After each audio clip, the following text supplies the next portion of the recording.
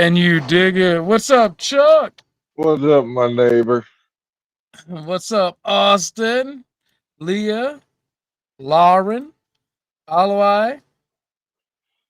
For those of you, excuse me, Jesus Christ. I just woke up not too long ago, so I'm still spitting out my old man phlegm. I also Cough quit it up. smoking, so I also quit smoking about a week ago, so it's still Ah, I haven't had one. I haven't had a cigarette in over a week, and I'm tuning down how much I use my vape. That's why I vape, because for some reason, once I get used to the flavor of the fruity flavor of the vape fluid, and I do so low a nicotine, like I do like a 0.3, which is like the lowest you can get on nicotine. yep. It allows me to quit smoking cigarettes, and then like I don't crave the nicotine because it's already so low.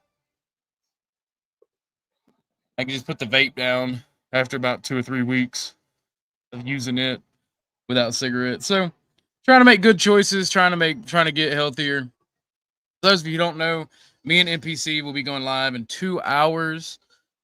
He wants to talk about, I believe it's black and white culture in the South specifically. I think that's what it is. But he may Think. be talking about black and white culture in general in the U.S. So NPCs are creative, so I don't know why the battle flags in the background. So I like I said, because we discussed it a little bit on his panel, so I do think it's specifically the South. So we'll only be going live here 2 hours. So I'm not gonna restream because it was his idea. And I said, yeah, we could definitely do it. Like, I got a clip I'm gonna show from our production server. I'm gonna get it pulled up. It is it is something that was brought to my attention, and it is the funniest. I'm gonna mute you, Chuck, because I gotta play it through the window. And then I'm also gonna stop talking because if I have to, since I have to play it this way, it'll also echo me. You like my favorite white nationalist, bro. Thank you, Did you Kev. see? Did you? that kills me every time. That kills me every time I see it. I didn't know somebody clipped it. So, but we could go over some of the videos that NPC sent me on the topic. So we got 3 of them. I'll pull them up now.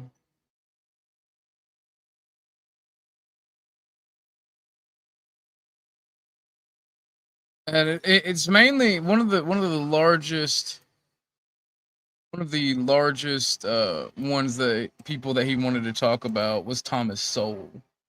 And I believe that is The Origin of Black Culture and Ebonics, Thomas Sowell. Oh Lord, we can't watch this one. This is the whole 2 hours we got. So we can't watch that one right now. We'll watch that one later and slightly go over it. We got Black Rednecks by Thomas Sowell.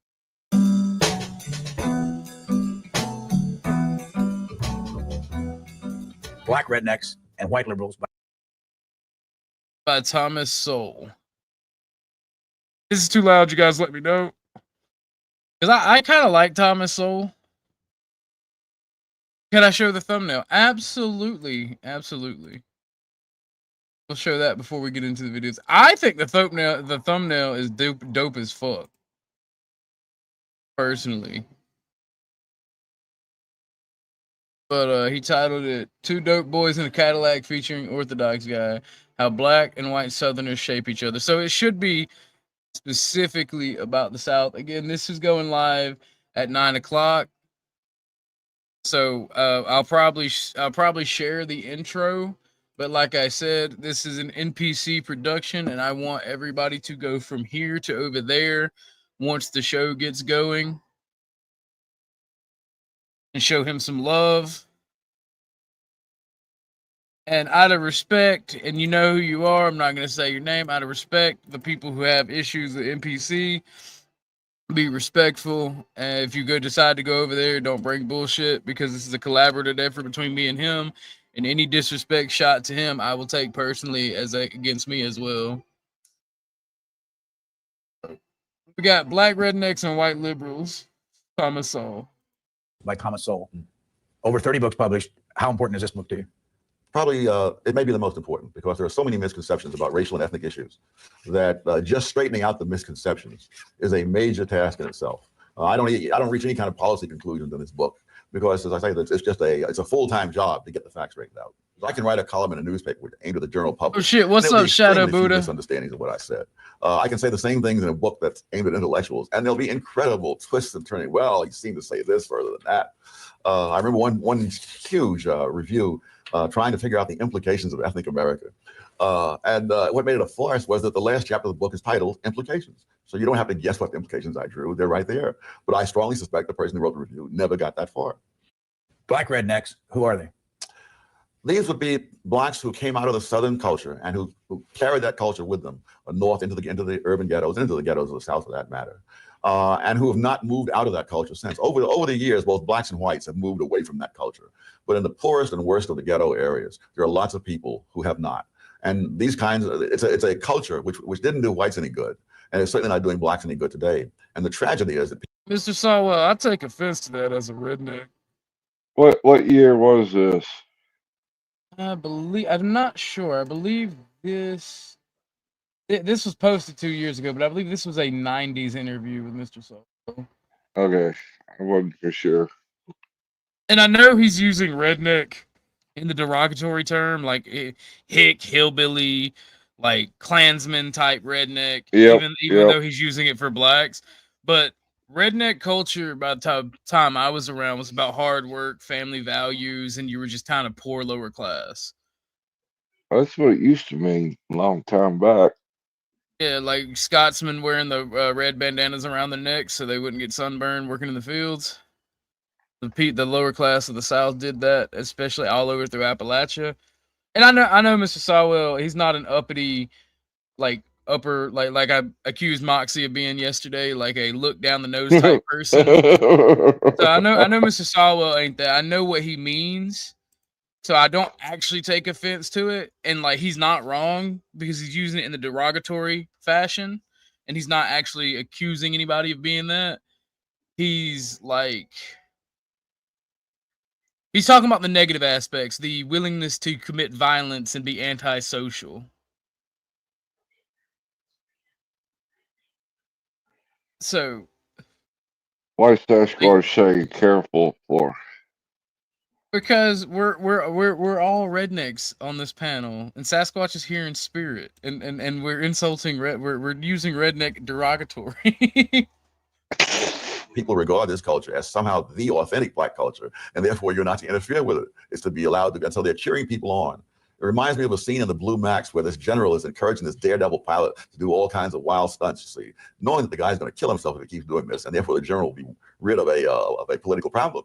Now, I don't think that the white liberals are doing this deliberately, but I think the net results are the same. They are cheering blacks on doing things that are absolutely self-destructive. What's the difference between a black redneck and a white redneck? Color. Yeah, Oh, that was brilliant. Yeah, no, he's dead ass, because like even though the culture of redneckitude has changed and there are now rich rednecks, just because part of being a redneck was owning your own home and land. I know several black ranchers that have horse farms, and they're not really ranchers in the traditional sense. They're horse trainers and horse barners, like where when you own a horse but you don't have the land for it and you can go out there anytime. 40, yeah, they're horse boarders, and like they own entire ranches. And I know actual black ranchers that are traditional ranchers, and I know black farmers that are traditional farmers. Now I obviously know more white folks that do that, but I get what he's also talking about. He's talking about the antisocial aspect of rednecks, which is where you get your white trash and your ghetto culture. He's bringing the connection. And I actually can see where the negative aspect of redneck culture has like like redneck had like a divide for black and white in the South, where it's black trash and white trash, and then honest, decent people that are just in poverty are struggling, and that divide has like widened between both groups. And I'm not saying black and white as the groups. I'm saying like the people who are like, I'm gonna be poor and I'm gonna be violent trash, versus the I'm gonna work hard to have something, and I'm just gonna remember my roots. You know what I'm saying? Yeah. I've seen that gap widen, and I see ghetto culture even in the area where I live, where it's mostly white, but as you get a bunch of addicts and a bunch of wannabe gangbangers. So I get what Mr. Soul is talking about. I may not like the way he words it, but I can't disagree with him. Same kind of people, same attitudes. Oh, absolutely, absolutely, and same kind of results. One of the things I point out in this book is that, you know, as late as the First World War, when mental tests were given in the Army, there were whites from any number of southern states who scored lower on those tests than blacks from northern states. So that anyone who comes out of that culture is likely to score lower on mental tests, to do less well in intellectual areas, whether they're black or white. Among the middleman minorities, of which the Jews are the most prominent, the hostility of these people in countries around the world is out of all proportion to that, to any other kind of group I can think of. In terms of violence, the number of Chinese killed, let's say, in 1 year, and by mob action, exceeds all the blacks lynched in the entire history of the United States. And the number of Armenians killed in Turkey, you know, during the First World War is greater than that. Of course, the number of Jews slaughtered on a number of occasions in history, even before the Holocaust, is greater than that. So that the question is, why this particular kind of people are the targets of so much venomous hatred?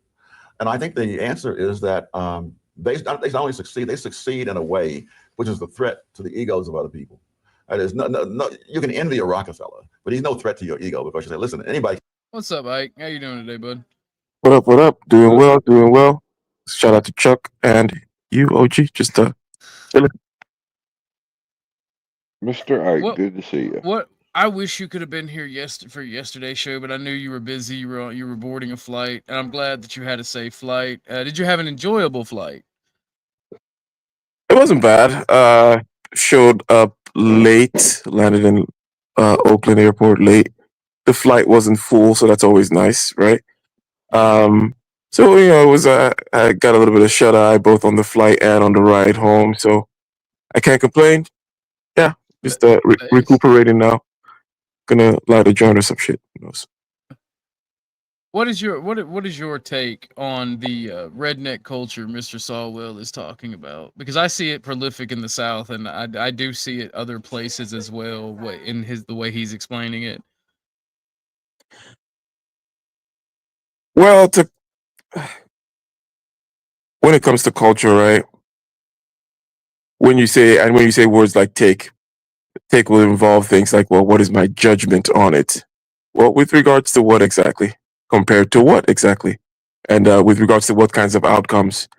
And can we generally associate certain kinds of cultures with certain kinds of outcomes, even if they may be correlated?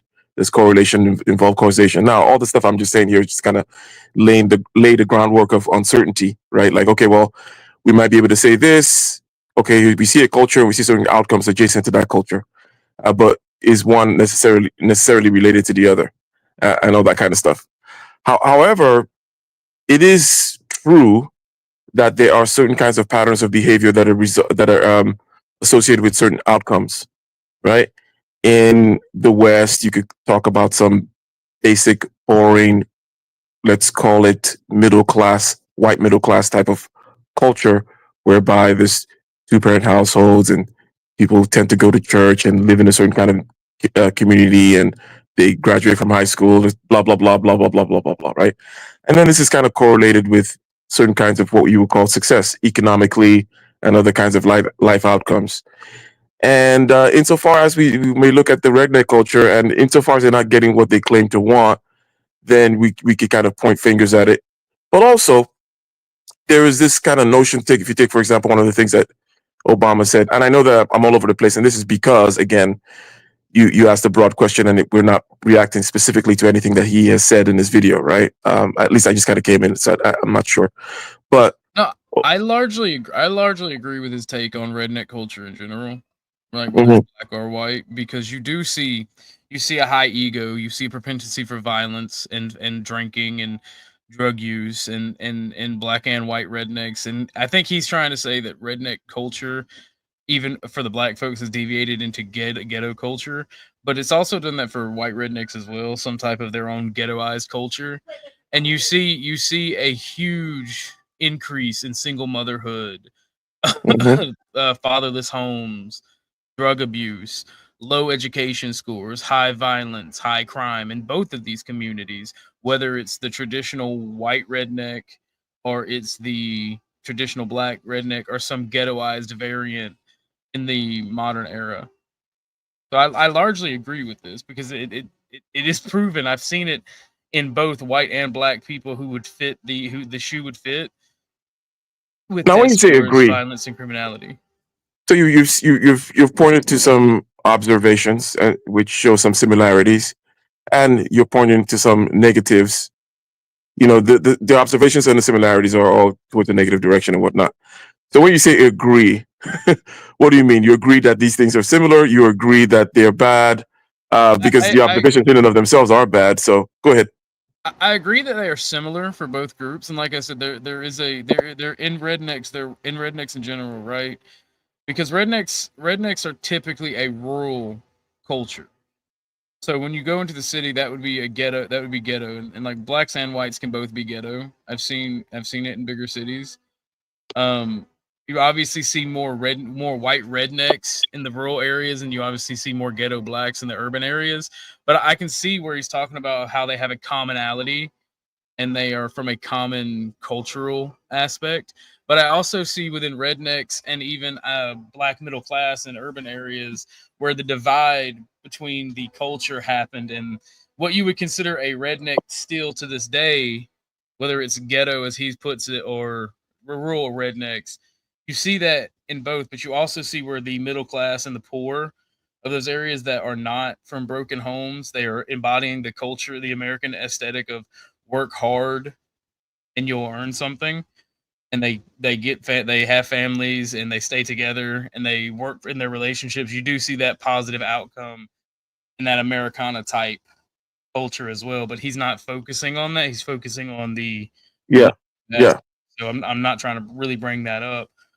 So yeah, By and okay. large, I agree with what he's saying. And it's interesting too. Well, so obviously there's things as maybe superficial as, let's say, accents and whatnot, which you could talk about Ebonics and black vernacular, but then the black accent, which is kind of derived or similar to the southern accent. But if I were to zoom out to another kind of area where we see some kind of pattern happen, which is the move into a city, right? And this tends to happen from people from rural areas. And even also, let's say, for example, you talk about people coming from Europe to New York, right? The people coming from Europe to New York in those ships, being, the immigrants of a particular sort, right? I'm not talking about rich people here, right? These people are not coming from Paris and whatnot, right? They're coming from the countryside, okay? So in the same kind of way, we see similar migration patterns coming from the deep south into Chicago, for example, right? Bringing a certain kind of culture with them as well. And you could kind of see that urban intercity redneck thing transforming into a different, taking a different form within the city. But it has always been the case that people that immigrate into the cities, whether internationally or just, they tend to come from rural areas, right? As opposed to coming from one city to the next, which those people are more cosmopolitan, kind of able to live in different areas. But this migration pattern and bringing the redneck, if you will, from the hills, from the countryside into the city is a pattern that occurs as well, right? I would agree because whenever you have immigration from one city to the next, it's typically upper class people Yeah. that have multiple homes within multiple cities or Yeah, apartments at you can least. So barely even call that it, immigration. These people don't really, they just kind of like, it's almost like, whether you live in Delhi or Dubai or New York or Paris, these people are very similar, right? But they're very different from the heartland of each country, right? yeah. So Yeah, well, I wanted to bring that up. I wanted to bring that up when me and Mel were talking about modern nomads, right? Because the wealthy and upper class and like the person like yourself with a specialized skill that is super beneficial to society, right? You work and if I assume too much, let me know. You work and sometimes live in different areas, and you're constantly on the move. And that's, to me, that's kind of like what a modern nomad would be. Because Mel brought up modern nomads, like with Mitch Levin. I'm like, nah, not Mitch Levin's not really a modern nomad. He chooses to live a certain antisocial lifestyle. But modern nomads to me are people who are like, it would be an upper class thing with people with very specialized skills that they can make money by traveling and working with different different companies and organizations using their skills. To me, that'd be a modern nomad. And if I presume too much, let me know. Okay, I well, mean, I don't. first of all, let me, I'll address the general ideas and concepts here before anything that has to do with me. I think, generally speaking, what you said about me is accurate and fine. However, so when you look at the general statistics, because I think this is something that Mel was referring to, Mel was talking in general about certain kind of outliers, right? That not everyone is going to be satisfied living with or within the status quo, right? And this is just a fact of life, right? And within different parameters, within different dimensions. So just the way you have people who are neurotypical and people who are, otherwise not neurotypical.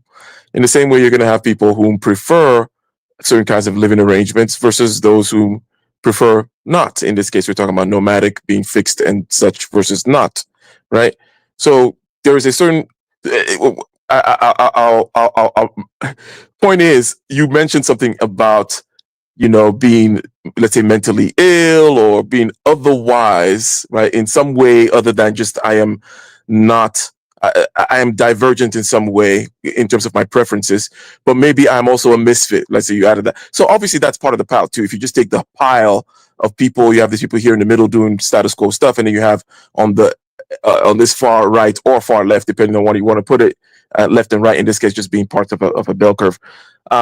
You have the Mitch of this world and certain other kinds of nomads, right? Of course, there's going to be different reasons why different people are there, but I think that Mel was highlighting an aspect of reality which will always be there, which is this divergence. In other words, there will always be, and I think she mentioned just natural genetic variation, right? And which is desirable. There will always be this aspect of people. And by the way, to say on this, and then I'll try to tie things up in a neat bow. This is something that I think that it is wise to know, and I think that generally speaking, the people whom maybe are on the right, or shall we say conservatives, generally speaking, have a particular advantage in the sense that, to the degree to which they're smart, intellectual, thinking people. I'm not just talking about the team joiners here, right? The right understands that there will always be the left, meaning there will always be the bottom of the hierarchy looking to overturn things or looking to point out the unfairness of hierarchy, right? And there will always be young people, right? For example, and then there will always be this divergence when it comes to people not really liking the status quo, insofar as the right is the holder of the status quo for all kinds of different reasons, right? Then if you're this type of person and you have this kind of tradition, then you've always been dealing with young people in the bottom of hierarchies, and people whom are divergent, and it's a perennial truth, right?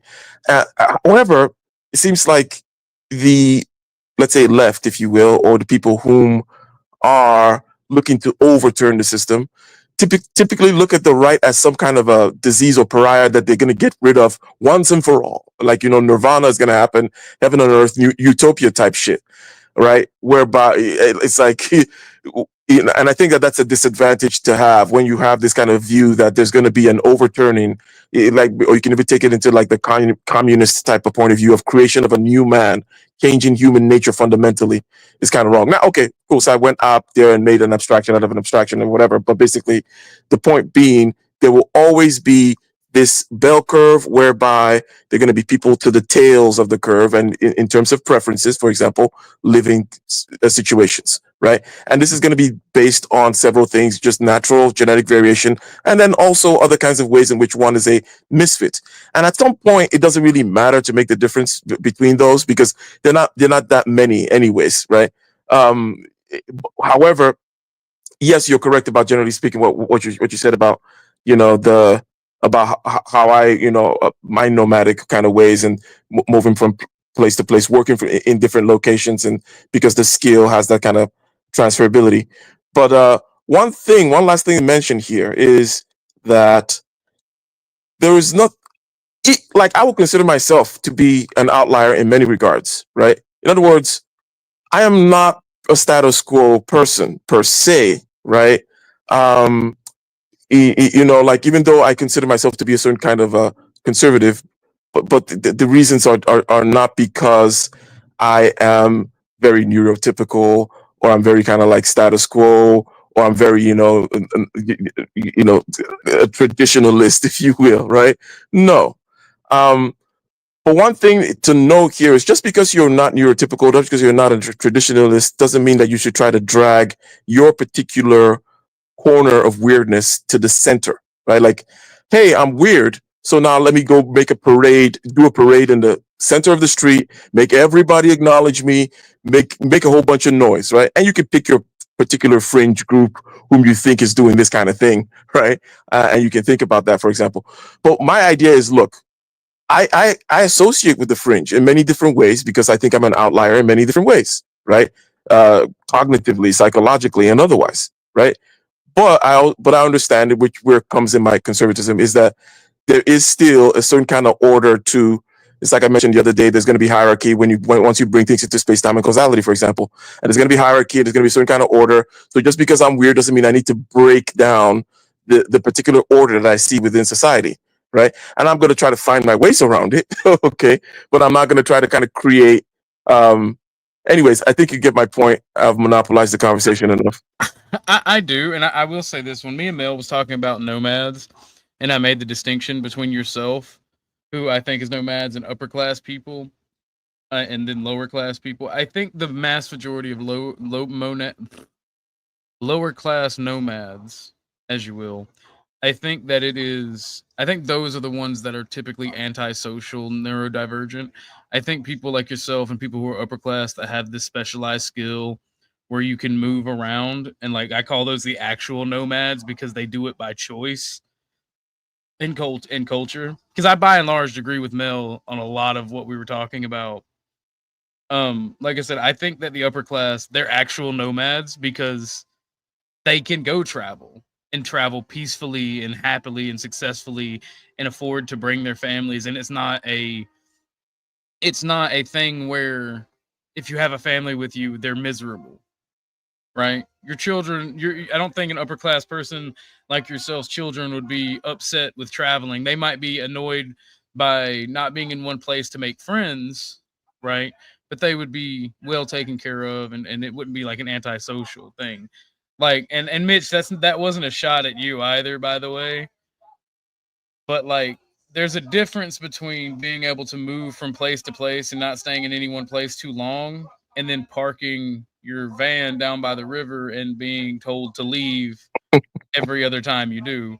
And that's why I say in the lower classes, the antisocial behavior and mental decay or mental problems are more of a thing and cause for that nomadic lifestyle than in the upper class.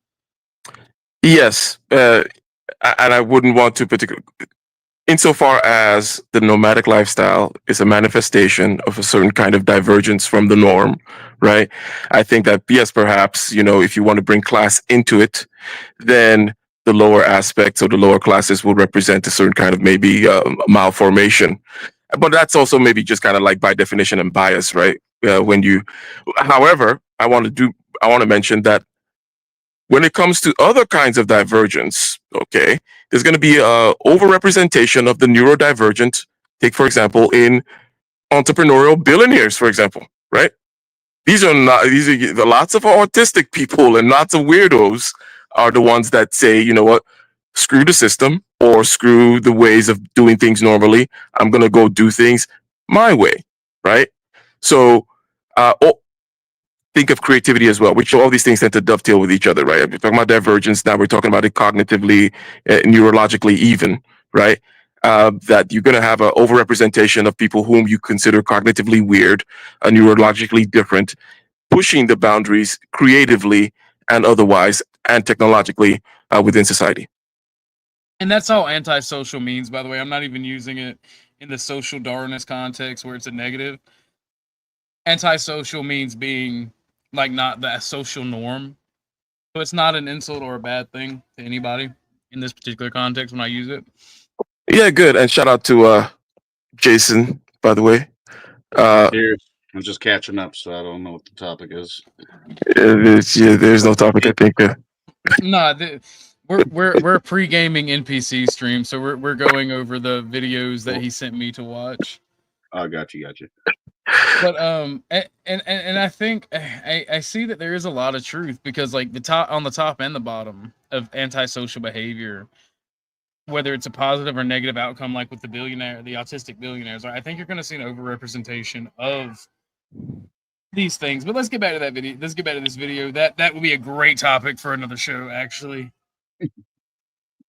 Autistic billionaires. Well, I mean, like I said, a lot of these super rich people, they do have autism. Elon Musk is autistic. Mark Zuckerberg is autistic. I don't think Jeff Bezos is autistic. I don't think so.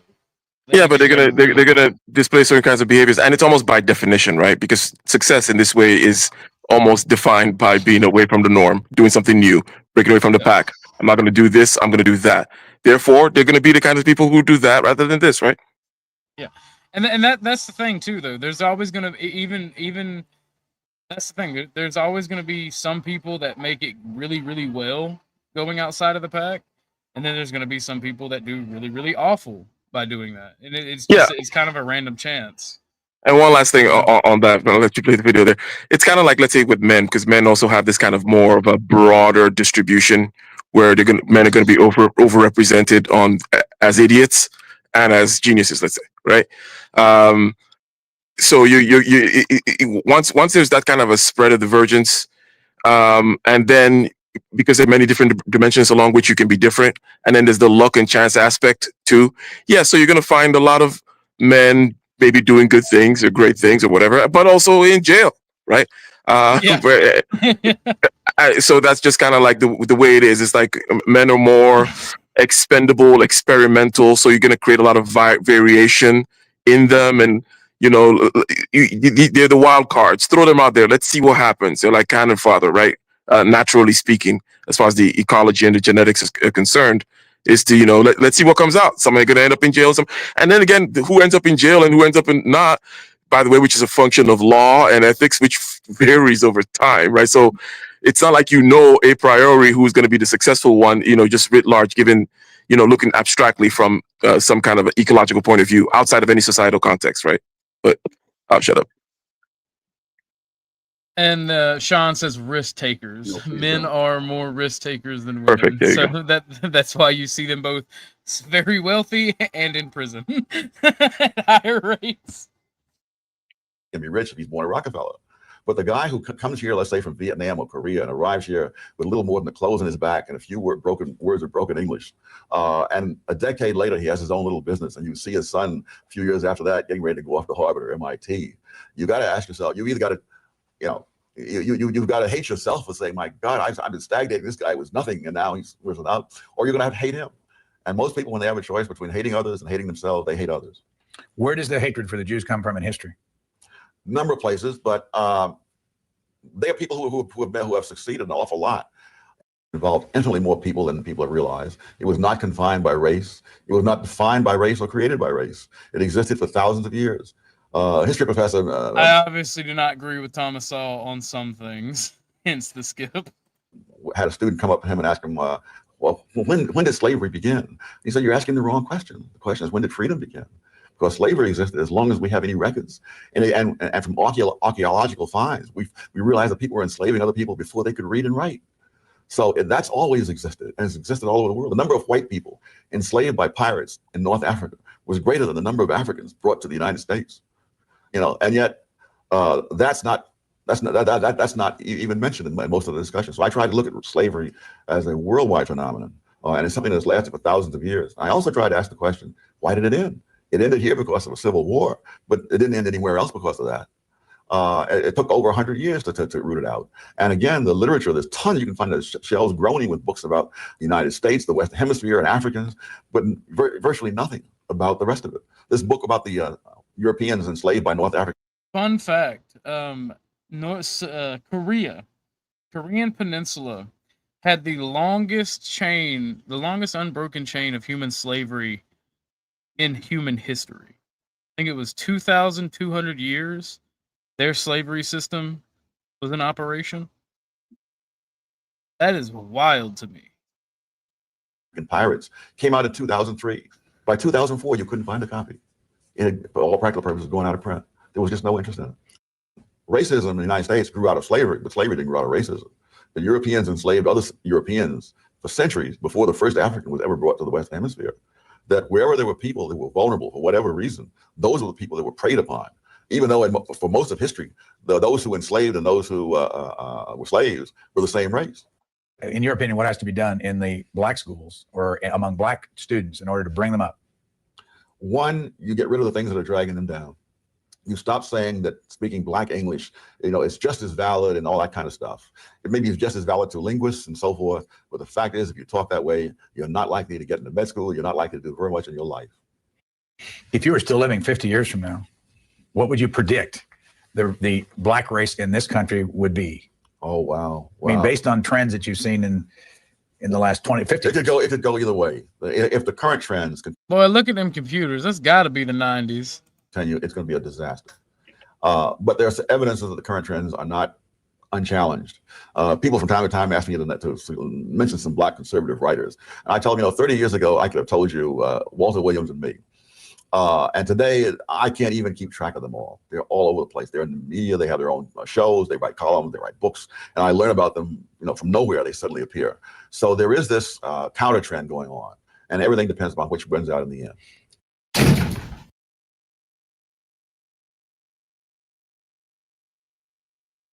Yeah, Lauren, I can tell it's an old video. I was just literally a baby probably when this happened.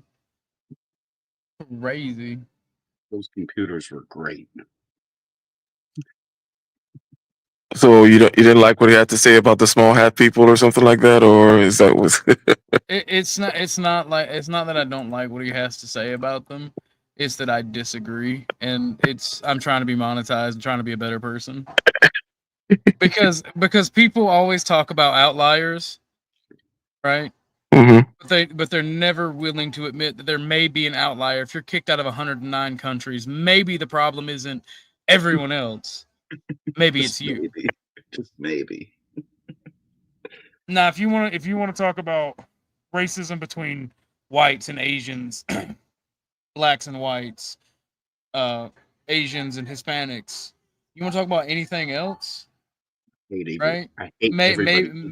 There's definitely something to what Thomas Sowell's being said, but no other ethnic group, no other racial group has been removed from 109, and they even make it worse trying to dispute that. They say, well, technically 100. It wasn't 109 countries. It was 109 countries, administrative zones, city states. Well, if all of these places around the world and all of these different type of government structures recognize these things, it makes it so much worse.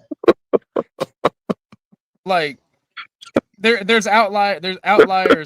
Outliers prove the rule. They do not disprove it. Like you got kicked out of the homeless shelter and the country club and the fucking and the Rotary Club. You're genuinely not welcome there. That's a you problem, not a them problem. So, and I do that for anybody when they have a take like that. When it's unless the conversation topic is specifically on the small hats, then I'll let it ride and I'll argue it or I'll agree with it if I see some truth into it. What do you think about what he said regarding he said something about like speaking properly, and the speaking aspect, is just one aspect of a general kind of aesthetic presentation, how you present. And this again is going towards the status quo with the norm, what I, for example, called nice, boring, middle class white culture, where, okay, you do these kinds of things and you're going to generally be fine. And he said, what is your take on that in general, right? playing it, doing things in a particular way, presenting yourself in a particular way, speaking in a particular way, what some people in a derogatory form call respectability politics. They say, "Oh, don't tell me respectability politics. Don't tell me how to act. Or like, why do I have to do that?" Which is, in my opinion, doing that whole outlier thing. I'm going to make my own particular idiosyncrasies and preferences. I'm going to force it to the center, right? So generally, my tendency is to not like that. I say, no, you know what? Even if I hate sounding like whatever the hell you think I need to sound like, I'm not going to try to make my way the center. Like, either I'll move around it or I'll play that game while I'm there, win in Rome, act like the Romans, blah, blah, blah. What are your thoughts? I tend to agree with your statement there, when in Rome, act like the Romans. But as somebody who grew up in both worlds, right? I was adopted by black folks, and I grew up in the ghetto as well as the sticks. And seeing as like a day walker, if you will, able to walk in both worlds, Get up in private chat there. I see. Okay, that's all. Good. You carry on. Sorry. Yeah.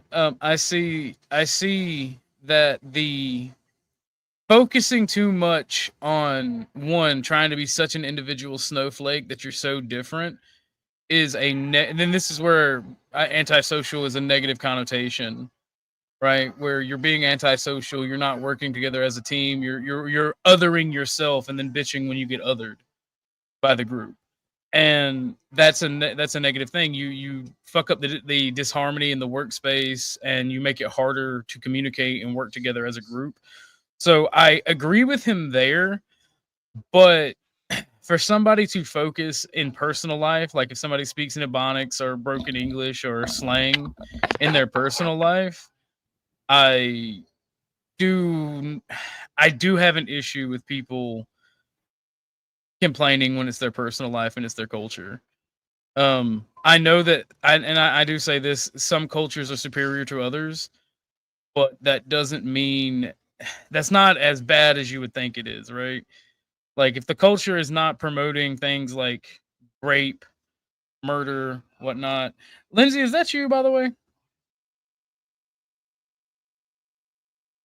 Going once, going twice, backstage. I'm sorry, I never had this person to come up, so you can type in the back chat. I will bring them back up later. But is that a sufficient answer for your question? Oh no, yeah. It is a pretty good answer. I think you laid it out saying, you generally agree that when in Rome, do what the Romans do. If it starts to chafe too much, try to find a way around Rome or dominate Rome, if you legitimately, right, as opposed to complaining about Rome, right, and definitely don't. It is rather uncouth to be complaining about the kinds of things that people do, within their, let's say, within their family and whatnot, right? Because a lot of times it's not indicative of, like, so the way you speak with you and your parents and whatnot, and if it's broken English or whatever the hell it is that is outside of the norm, what we consider to be posh or polished, it's not generally indicative of intelligence or anything like that, right? Or capabilities, competence, or any of these other kinds of qualities, right? That's why I went so hard on Moxie, and I wanted to call her a bitch, but I don't like just disrespecting women. Like, I wanted to call her a bitch, I wanted to insult her, because what I seen was an upper class person looking down their nose at somebody because they have tattoos, or I think it's jealousy because Shiloh's prettier than an older woman. My opinion. That's just my opinion. But you see her looking down the nose at this woman. She's got tattoos. She's trashy. Ugh. It's like, what does that have to do with anything regarding what she said or what the outcome of what she said was? Nothing. Absolutely nothing. Yeah. One thing about the culture thing you mentioned, which, by the way, I don't know, is this the same video, the black rednecks? No, it's the black redneck culture, Thomas Sowell. Is this the same video which you were playing and you ended? No, I think that he goes into I think he goes into detail about black redneck culture. Gotcha. This is a different one. Yeah, Hoover Institute guy interviewing him. Okay, good. But I'll say this real quick, and then you can play the video. But really, what comes down to it is a question, though, which we can elaborate further in some other conversation, and it has to do with the culture thing, right? The superiority of cultures, the different ways in which you're going to measure what inferior versus superiority is, and and it's not infinite ways. I'm not trying to pull some bullshit, right? Obviously, I'm not trying to do some kind of like, well, by what metric? You know, it's like, well, here are these metrics. Okay, like these are the relevant metrics by which you would be judging cultures, and here's one ways in which one will be superior to another. If you take, for example, I think it was Chaotic Truth that was doing something about being able to see the future, right, or being concerned about the future and how this varies from culture to culture, and talking about Black people in general not being able to, not being as future oriented, right, as white people, and there are many kind of geographical slash genetic slash cultural explanations that people give for this, that, you know, the further up north you go, and it's not just a question of Black versus white, it's a certain kind of let's say the Nordics, for example, would be different from the Southern Italian in this particular case, precisely because of climate, right? That if you're in a certain kind of climate and it's kind of like food basket and fruit and animals year round, you don't really have to do this thing whereby you're creating this regular patterns of preparation for the future, and having a whole kind of cognitive framework and societal framework that enforces discipline in this regard, right? Where the future, you know, we have to make hay while the sun shines, and we have to store the food, and winter would literally kill us if we don't plan properly, like literally kill us, as opposed to I'm just in the African savannah, and, you know, if there's not deer, oh, sorry, not deer, there's not an antelope here to kill today, they'll Not deer. Oh no, Appalachia. different nigga. Oh, God. There'll be fruit to pick in the next valley or something. There's always like just kind of growing up in plenty, where you can kind of, time is not of the essence. Even time within the day, it's not so much of the essence. And the climate does not change, right? You're around the equator year round. Everything is all good. So this, you could just say, well, this is a fact. One could say, well, is it their fault that they? It's like, no, I'm not saying it's anybody's fault, but we live now in a modern, industrialized, chromatic, if you will, in terms of time system, whereby, well, if you're doing color people time, it's not gonna bode well for you overall, right? You can be like, oh, but it's my genetic ancestors, they lived in the. It's like, yeah, but you need to get over that shit, and you need to move. You know, you need to become a little bit more German with regards to time. Otherwise, it's not going to work for you. Well, and that's nobody's fault, you know. Industrialization is like a direct response to both technological innovation and the Little Ice Age that affected Europe a lot. And I think the more technologically advanced you become, even if you're no longer in a region that dictates that you do this planning for the future, like the Nordics had to. I think the more technologically advanced you become, the more important it becomes to adapt and adopt that type of lifestyle. I think you got somebody backstage. I do. I'm trying to figure out if that's actually Lindsay or if it's a joke account. Lauren, yes, I was pretty pissed. And while people typically think it was about the race thing, if you want to trigger me, like actually get me mad at you, be an uppity piece of shit, no matter what social strata you're in, or how much money or how little money you have, look down on people because of their things that they do that you don't like. That will really piss me off. Like, do that to individuals, and I will get the most unruly with you, because you have no right to dictate and judge people based on the choices they make, whether they're choices that they make of their own free will or under duress or due to the situation. It's an interesting thing you mentioned about industrialization, right? Because yes, this definitely very much structures, and literally with regard to that word, structures the external environment, right? And hence you're going to need to go through regular patterns and regular grooves, and such regularity involves time consciousness and so on and so forth, right? But also one could speculate with regards to the quality of the mind and the kinds of cognitive habits that will be, shall we say, encouraged by one kind of living versus another kind of living. Because even the abstraction in this case, right, which we would generally associate with IQ or intelligence, the ability to abstract the analytical models and algorithms and symbolic logic types of representations of any natural phenomenon. Generally speaking, we call that intelligence.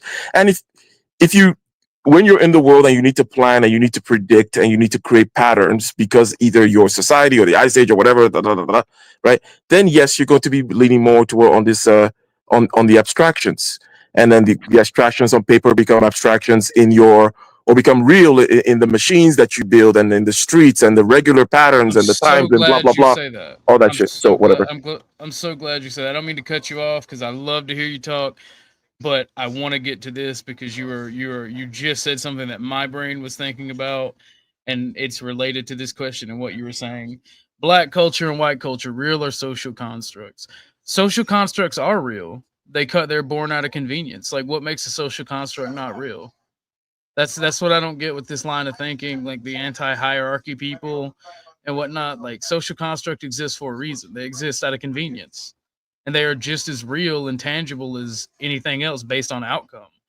And if you have a culture or a way of doing things that is advancing humanity, defeating disease, producing wealth, producing better outcomes for better people, why not adopt that better thing? You And know like, what? I'll say a little bit on this, and then you can maybe you can riff off it as well, or we can obviously include the new panelists. However, something that came to mind, and I chuckled a little bit. I was listening to you yesterday, and I think you asked something where like, is Connecticut real? Right, some shit like that. And then someone said, I think it was Hank, was like, he was doing it kind of jokingly, and this is not about Hank per se. But he was saying, well, I was going to say it's not real because it's a social construct. I was like, well, it's a fucking city. Of course, it's a social construct. It's not a fucking construct by the quasar or fucking, it's not the Big Bang that created the fucking, it's not like the cosmic background radiation. Like, like, that's not what created the fucking border. It's not like a fucking, it's not a neutron. What the fuck do you mean? Like, it's not real because every fucking, your language, your fucking chair, the clothes it's all fucking social constructions, right? What the hell does this have to do with it's not a dichotomy between real and social constructions, okay? We live mainly all the time, what we call ourselves, this software, right? This software part of, you OG and Ike and this whole interfacing that we're doing. It's all a social constructs, right? What the fuck, right? So 100%, like you're talking about culture, of course, yes, it's a social construct, but then you have to tie it into there's all these interactions taking place over time, right? We talked about, hey, if you're living in a particular place, it's going to affect structurally the way you behave out of necessity because of the incentive structures, the pressures and systems of incentives that push you, right? So somebody living somewhere where winters can kill them is going to organize themselves that way. And then there's going to be the people who survive, and then the genetic theory comes into place, right? So meme and gene are constantly interplaying with each other. And one of the ways in which I think that this manifests itself is in religion, for example. And that I think that you cannot transmit, I said this before, but I'll land on this particular point here, that in order to transmit what we may call wisdom, it is easier to do it via narratives and myths rather than some like logical propositions. Because, yes, you can create a mathematical edifice out of logical propositions, but that's not gonna tell people how to be. People need to be told how to be, or you need to infuse into them a particular spirit from the spirit, which is literally an incantation in some image that you created in the story, right? That's how you infuse, like, oh, that for example, I say, what would Jesus do type stuff, or it could be what would freaking Obi-Wan Kenobi do, depending on, pick your lore, right? Pick your fucking little mythology. This is the way in which these kinds of wisdoms can be infused and these spirits can be embodied, not by a set of logical propositions, by the way. Hence, yes, this the set of propositions the set of stories which come out of certain sets of behaviors which have been learned all the way back to the big rat, little rat thing that I mentioned before. All these things to say, well, is it a social construct or is it a real? It's the same thing too as a nature nurture, right? I think that there is a use for these kinds of things insofar as this is how we tend to think. In other words, analysis is the way in which we understand the world, right? I'll say this one last thing, and I'll shut up. Right? I keep on saying I'll say one last thing, and I'll shut up. But this, I promise. This. I love hearing you speak, man. You ain't never got to shut up on this panel. So this particular, I just mentioned that, hey, this analysis thing, because analysis means to divide, right? So there's something that's real, it's whole, it's singular, right? Let's say the universe, everything. It's all one, right? Nature, nurture, this, blah, blah, blah, social construct, gene, beam. It's all one shit. But in order for the kind of apes that we are to be able to grok it, we need to divide it. We need to say, okay, on this side of the page, I'm going to say nature. And on this side of the page, I'm going to say nurture. And I'm going to start listing things. I'm going to start kind of arguing back and forth with myself. This is what the whole mathematical, take, for example, right? And this is the last thing I was going to say here, which is what's mathematics, which is, by the way, it's the best kind of language that we have for representing natural phenomenon and making great predictions, you know, vis-a-vis physics, right? For example, but mathematics is a tautology, right? It's ways of relating one logical proposition with another logical proposition, where one side of the equation says the same thing that the other side of the equation says. But we need to do this division for us to understand. If you take simple equations such as F equals ma, right? The ma and the f are the same thing, but when we relate one logical proposition in terms of another logical proposition, right, predicated on something else, you're like, okay, I'm going to look at f in terms of mass and acceleration. I'm going to look at this in terms of that other thing, but it's all one thing, right? But this is how we learn. So we deceive ourselves a lot of times, and we start saying, because of our mode of analysis, we want to start saying, oh, but these things are different. It's like, no, nature and nurture are not different. Okay, but in order for us to learn things and have it sink into our heads, we have to create this artificial separations, and that's what math really is all about. Is this way of relating logical proposition to another in terms of another logical proposition, and having like a whole system of rules whereby it is all consistent. And this is how we create our whole kind of conceptual edifice. Well, and I tend to agree with you on a lot there, because like nature, the whole argument of nature versus nurture, I think is dumb. It's nature and nurture, and trying to find the balance between the two, because one without the other is useless. You're going to have a certain amount of nature and a certain amount of nurture in the development of any human or any society. And I think that we as people of different cultures, different groups, different races, I think we have to find the way that balances best for our group to bring out the best outcome. But Lauren was able to word his question better, but I lost what I was thinking on. So I'll say this. The race argument is kind of irrelevant in these contexts that we're talking about now. I'm going to say no, it's not purely socially created, because there are real natural things that separate people on a genetic level. But is the importance of it a socially created thing? That is where the argument itself lies, because I think that it is a human's duty to overcome their genetics if they are genetically weakened, or if they are not living to the best that they can because of their genetics. So that's why I say it's like a balancing act between nature versus nurture. Are taller people superior, OG? If they're playing a sport or fighting, probably. There you go. Have arm reach. Yeah, perfect ones. You can kind of relate it to a mechanical advantage. But then it turns out that taller people tend to be CEOs and presidents, right? An area whereby it's like, how did that happen? But yeah, that was a kind of like a social thing. We decided that we wanted to, prefer or privilege taller people in that regard with some kind of halo effect, right? So these kinds of things exist all through, and then the lines that we decide to draw, for example, are kind of.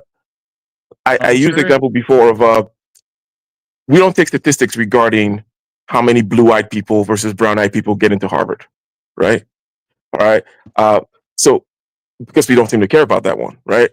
But like we don't do height, we don't do whether they have scoliosis or not, whether slight variations in hair color, how many blondes, But there's some where we take this particular cut.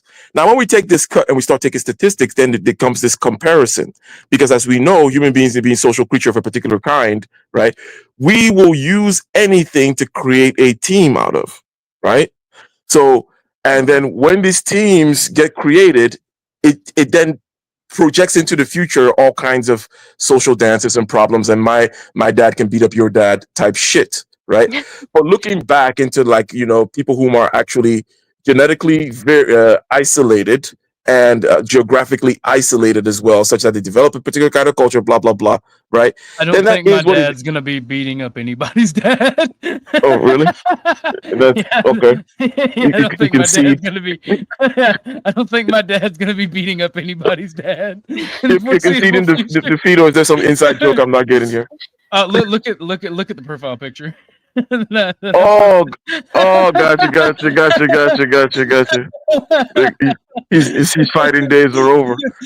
Yeah, he's hung up the gloves. as they Same with say. my dad.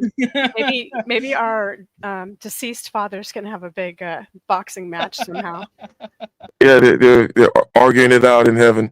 But anyways, once you start creating these, you start taking these statistics, then people are gonna be like, that's my team over there.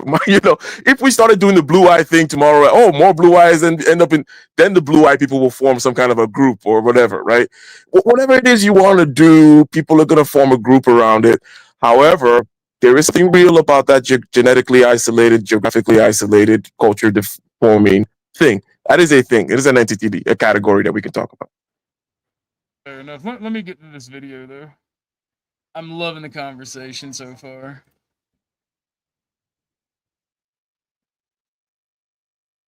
It's like, I mean, the average of black kid today, I think, is probably better off, certainly materially, than say Ben Carson was when he was growing up. Ben Carson, the famous Black surgeon at neurosurgeon. Johns Hopkins, Right. who is immensely accomplished in every way. Yes. Right. I would say that certainly the black kids who are growing up today have a higher material standard of living than I had. The difference was that the schools were good when I came along. They were especially good in New York at that time, hard as that is to believe. But the kids who grew up in that same place where I lived, they will not get that same education. Now that can be blamed on somebody, but it has very little to do with what happened 100 or 200 years ago. And it's true in other countries. I mean, in Nigeria, for example, there's a tribe, the Igbos, who are living in one of the least fertile parts of Nigeria, who were in fact enslaved in centuries past by other tribes and so on. When the British moved in and set up schools, the Igbos went for the schools. By the time Nigeria became independent, the Igbos had climbed above the other groups that had been ahead of them to begin with. But there are all kinds of cross currents of factors. Particular culture or the particular geography. You run through the whole list of them. You cite in Intellectuals and Race, you cite an observation by the intelligence expert, IQ scientist James Flynn, that just stopped me cold. After the Second World War, you've got large numbers of American troops remaining in Germany. For that matter, there's still several tens of thousands there today. And both black and white American soldiers had children with German women. And Flynn discovered that those children growing up in Germany showed no IQ differences at all. The black kids and the white kids, the same. Quoting Intellectuals and Race, Professor Flynn concluded that the reason was that the offspring of black soldiers in Germany, and now you're quoting Professor Flynn, grew up in a nation with no black subculture, close quote.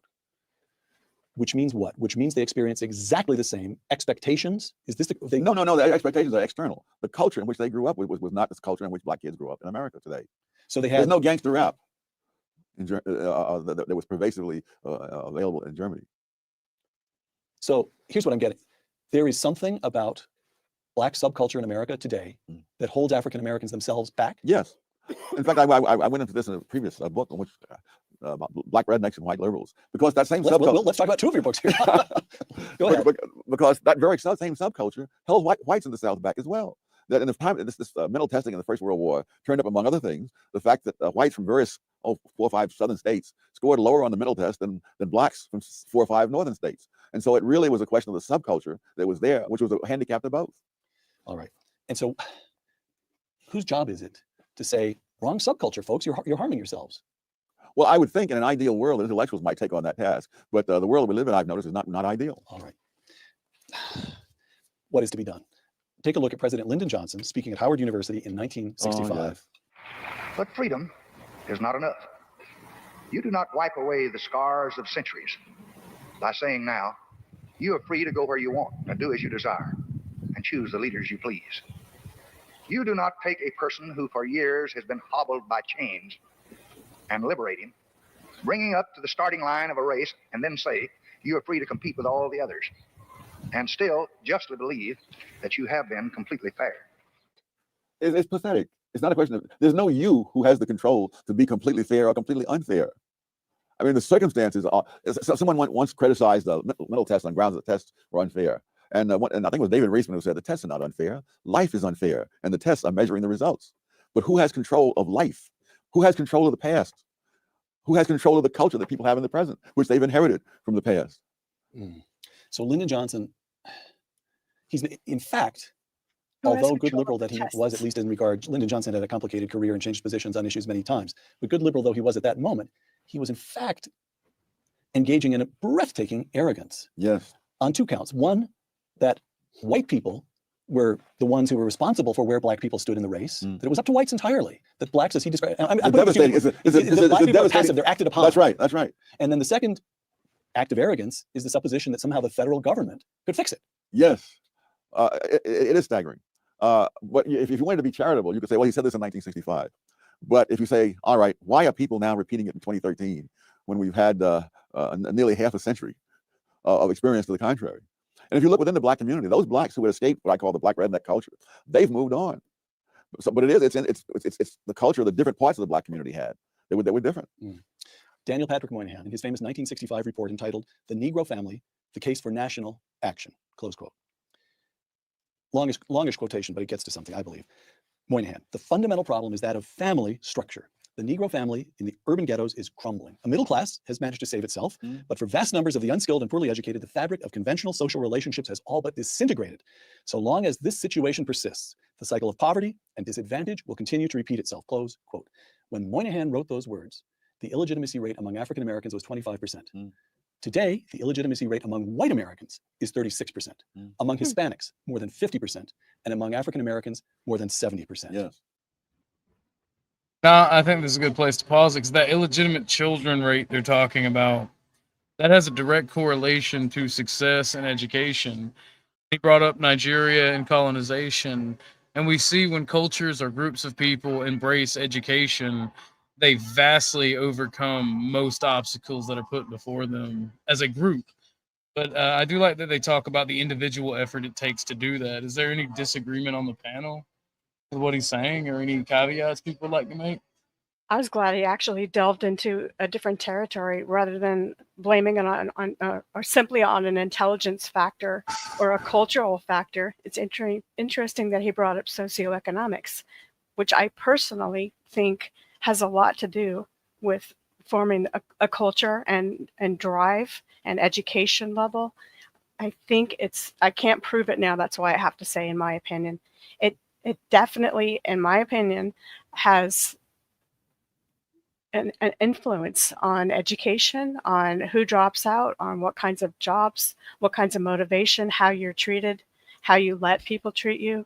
And so I was glad he finally, this is a multifaceted problem.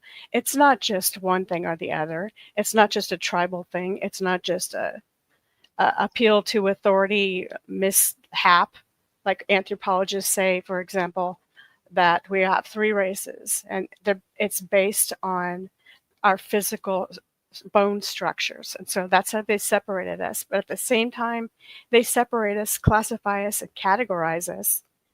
It does a favor if you're working on, a genome study or something like that. But it's also extremely deleterious because it encourages more and more tribal behavior. And then you're always going to have a hierarchy where there's someone at the bottom and then someone at the top. Whether you're in India or Afghanistan or China, it doesn't matter. It doesn't matter. And we can pick even the most superficial things to explain why we're better than another human being. And we do. But if there was no utility in this hierarchy, I think we would not need as many categories and labels. But this is where science and sociology kind of intertwine, and people use science to sort of, justify behaviors. They tend to over explain certain things by genetics, and they completely discount the social aspect, the aspect of individual free will and individual choice. And if I agree. And if I grow up in a household that makes $20,000 a year and has 2 kids, versus if I grew up in a household that makes $500,000 a year, has 2 kids, that, whether you like it or not, is going to change how I see the world and what I think, how I think of myself, how I think of others. And I don't think we really stop and question why we think what we think. Sorry to interrupt. The thing is, Mitch Lovin, is those people who go country, they are just as valid as the intellectual and anyone else in society. The whole country has to come together to have a harmonious union, i.e., a nation state. Well, yeah, ahead, you know, Lindsay. he was talking about the southern redneck having the lower scores, but when it came to war, they were some of the best fighters. Even to You this know? day. Even to this Yeah. The day. Igbo, or is it Igbo, tribes, until they were taken over Igbo. by the British, were considered to be the most intelligent and efficient group. I believe they were the ones that used that clicking language. But why they were considered to be the most efficient and intelligent group was the study went by use of resources and how much is wasted, how much is utilized, and in what way did the land grow fecund, or how were they surviving? How were they able to feed themselves? Was the land still fruitful? Did people have babies? Did they have jobs? Were they helpful? Were they healthy, rather? So it's just funny in an anthropologist's view that a tribe like the Igbo tribe would be actually superior to post-industrial revolution machinists, or somebody who has a great army like the United States, because they don't measure it the same way. Yeah, interesting points here. I'm picking a couple of them, starting with the Igbo thing, right? So the Igbos are a tribe from Nigeria, right? West Africa, where I'm from, basically. And one of the things, and shout out to OG, there's some similarities between the Igbos and the small hat people, by the way. There's several similarities, which is not a big surprise because, successful people tend to have certain similarities, right? There's certain things that work. In other words, we're not living in an amorphous, nebulous system whereby there are 10 million ways to make it right. It's like, no, things are fairly structured and we have our needs, and we live on a planet with certain fixed regularities, and hence there's certain things that are going to work and certain things that don't work. And the Igbos are fairly what's meritocratic, right? They don't have a strict, they don't have some kind of genetic based hierarchy. They don't have kings, if you will. And that's one thing about this particular set of tribal groups. They're rather patriarchal to an extent. Pardon me, you said matriarchal? Sorry. No, patriarchal to an extent. Well, yeah, they are patriarchal, right? For sure. However, you don't have this kind of family lineage where this particular lineage is going to be ruling the people and by fiat. No, they're happy people. From what this is just from what I read. I'm not the expert, so excuse me for jumping in. I apologize. You can say that too. You can say that too, right? I will ask this, right? Because one thing the small hats and every other successful group have in common, in my opinion, from what I've read, and I'd like to get your take after you finish what you were saying, is struggle maketh the man, right? And you can expand that to the group. The more group struggles, the more they are willing to adapt and overcome and use things like education to better their situation in life, as well as having that urge to, as well as having that dog in them, willing to fight for what they feel like they deserve.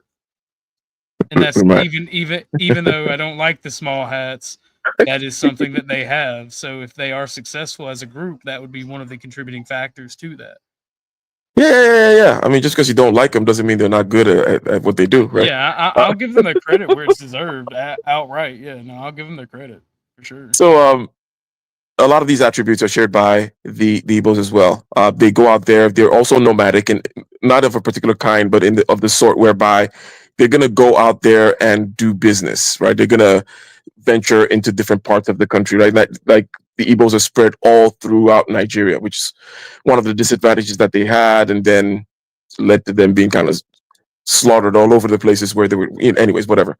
So kind of similar to, it was funny when you were talking about the 190 countries and whatnot, because it's kind of similar to the Igbos as well. Maybe I'll address, before I continue, the issue you just brought up here regarding the struggle, right? So, there's a chicken and egg question to begin with. There's this particular dimension, which I'm going to mention here, which is, if you are, for example, that kind of outlier that we described, someone who is going to be successful in the sense whereby success means going outside the norm, right? You're pushing society forward, literally doing something new, doing something different, breaking certain glass ceilings and whatever it may be, right? And that's what success tends to be. And it takes a certain kind of That's the I'm Western sorry. idea of what success is. It's not what the Eastern considers successful. So we're biased right from the start, right? Because I would disagree with you. If you've ever talked to any Easterners, like especially Japanese, Chinese, Korean, and Vietnamese, they would agree with what Ike is saying. No, I think that we can combine both of them. So Lindsay, what I'm talking about here is being an outlier, right? So whether you're a Buddhist monk, you're going to have outliers insofar as there are people whom are just more gifted in being, let's say the parameter is practicing presence, right?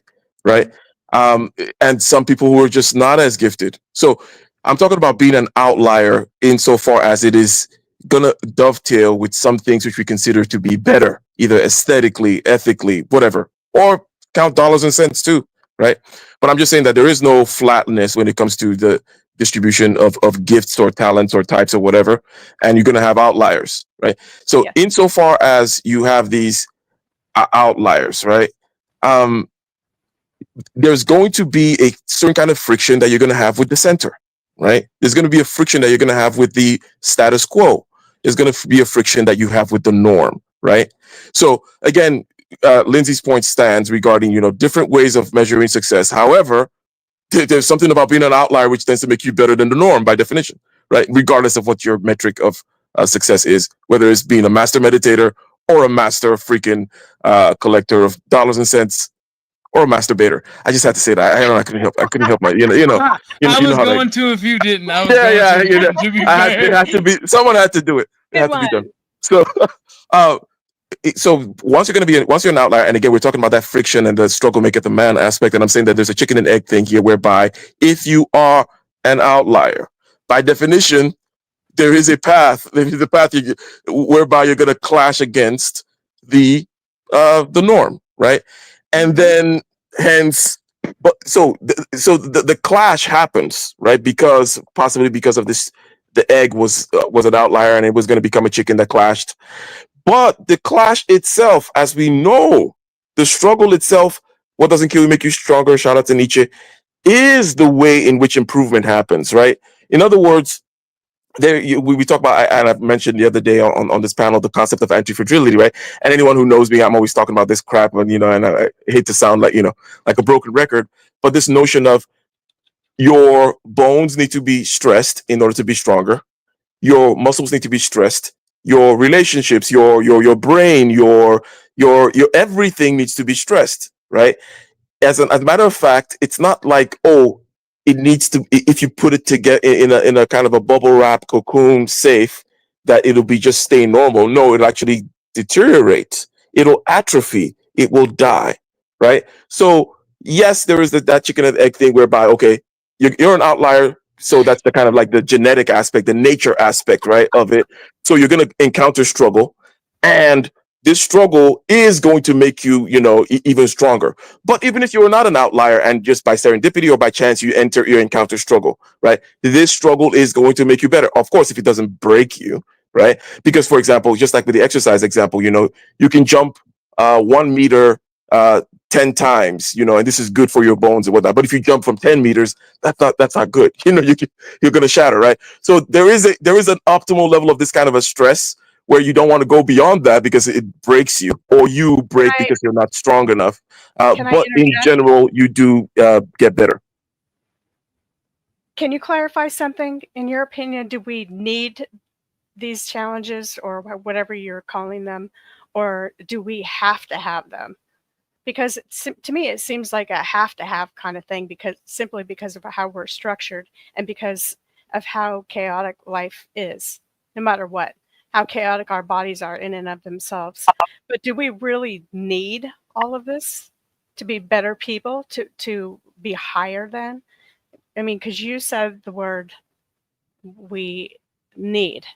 It seems like to me we don't need it, and that's something that we could do without it. You could say that it builds character, but I think a lot of us could say to hell with it, to hell with things like cancer or babies born with deformities, et cetera, et cetera, et cetera. I think it's not a need. I think it's a have. We have no choice. Well, yeah, that's kind of Yeah, the struggle. so That's the struggle. You don't have a choice. The struggle is always going to exist. You have to overcome it. That was let me put it this directed by way. Let me take one step further in form of abstraction here, and to say that it is the nature of what we are. Meaning, step away from the individual and go to the ecosystem. Step away from humans, you just go to any particular ecosystem, right? What happens in there, right? There's a way of saying, yes, the organism is an answer to a question that the environment asks, right? And the environment poses challenges, right? And it's always shifting and it's always changing and it's always having new challenges. The whole kind of adaptive framework, right? So whether it's that ecosystem or in any decentralized system, by the way, it's a system of trial and error. Let 1,000 flowers bloom, face these different challenges, and a result will be a better crop, a better genetic pool, or shall we just say successful things that adapt. And same thing within our system, because we are just microcosms of an ecosystem. We literally do contain within ourselves entire ecosystems. And this whole kind of complex, it's a function, deeper, mathematically deeper, about complex decentralized systems, of which the ecosystem is one, of which you're also an example. And these systems, the way they operate, the way they thrive is to just be tested. If they're not tested, they actually atrophy, right? So we have no choice is one way to answer it, but it is our nature. It's the system that we are. We can't avoid struggle. Let's apply it to this Igbo tribe or Igbo. I'm not really sure. I'm probably mispronouncing it. Sorry. Let's say you're trying to see who's quote unquote better or higher in the system we have. You could easily argue, well, they couldn't even defend themselves. They were destroyed, primarily by the British. And if their tribe was so strong, why didn't they make it? Why were they so easy to push over, et cetera, et cetera? Well, this thing you're saying about this I'm trying to articulate my point and I can't quite get there yet. Okay, so we're saying that for example, the post-industrial society is much stronger and much higher and thought of and much more reverence and respect in terms of being above the tribe, which was weak and wiped out. But what if you're just considering the fact that at the very simplest level, without technology, with simple things that are corny, like the concept of love or teamwork, working together, camaraderie, knowing what the roles are, etc., and not adding all this extra stuff on the outside, such as any kind of technology, any kind of industry, any kind of money, marketing crap. I think they traded shells. Correct me if I'm wrong. I think they, as a measurement of money, they traded shells, conch shells. That was their money. Anyway, in the book I read, that was what they traded. So in a way, a more complex society just adds more problems. And it's exactly the opposite of how people are saying that they're more advanced and stronger and better. When you have a tribe over there who started with the most simplest and basic things and did not grow much, did not change their ways much. And if they had lasted longer, I wonder if that would be seen as the better way. And I'm also interested in seeing if your theory is true, that things get complicated, and then you have to go through more ugly variables. The more you add, the more freedoms you add, the more technology you add, the more accidents, the more variables. So with that freedom goes the other stuff, like cancer, incidents of cancer, pollution. Well, I'm a very Tribalism. pragmatic person, right? So if a tribe or a people die out, 9 times out of 10, it's because of an inability to adapt and overcome. Did they have a high I, cancer rate like we do? and the thing, hold on, the thing about it, like if they were trading shells, that was their currency. Yeah. And like with any currency, what makes a currency a valuable medium of exchange is scarcity. But they didn't start So wars over their exchange of their monetary system. can you say that for certain? Because every war has always been either over finances or over resources or living space. Or drugs or relationships, include those too. Yeah, but Well, drugs would be a resource. Usually money based. But well, when I read this book, it was about the life of the Igbo tribe. So again, this doesn't make me an expert, but a lot of people haven't studied any of it, so I know a little bit about it. And what I learned is that there's little skirmishes, and the people settle it out between themselves. Has a big war started? Not until the British attacked them. Well, the thing about a tribalized society in a continent that was very scarcely explored is you're going to have to look at 2 things. What makes wars big is the industrial scale and the population size. That's why World War I and World War II were so massive, not because of the geography, but because of the populations of the countries going to war and their industrial scale economics. And the weapons. Now you look that would go into the industrial scale of economics, the ability to produce bigger and deadlier weapons. Yes. Okay. So if you look at tribal Europe, way back in the Roman era, all people have gone through this version of tribal conflict, which in my opinion is much more personal, much more horrifying, much more deadly, and breeds to much more hatred than industrialized conflict. Because you don't tend to get a lot of hatred for somebody as a group when you're able to shoot them from 1,000 yards away. But when you're up close, clashing swords and spears and running up on each other in the middle of the night, slitting throats and taking wives and all that things that come with tribal conflict, that leads to a level of hatred that goes for generations. And the longer that you engage with each other in that way, the more you are likely to forget the reason you're fighting, and you just have these fucking ancestral blood feuds that never end. And then, like in the case of the Middle East, they then get industrialized and become massive problems for the entire planet. Now, in like tribal conflict there's very little difference between tribal conflict and a war of any other scale. It's still a war.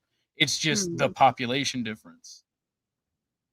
You can't do a lot of damage when it's 25 motherfuckers versus 25 motherfuckers.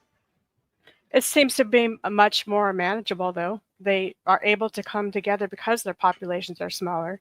And well, if it was manageable in that way, it wouldn't be happening. They still have conflict. Well, they have to fight out. let's say something, a couple of things here, which dare I say are obvious. There are no solutions. There are only trade-offs. This is shout out to Thomas Sowell. This is one of his famous sayings, by the way, right?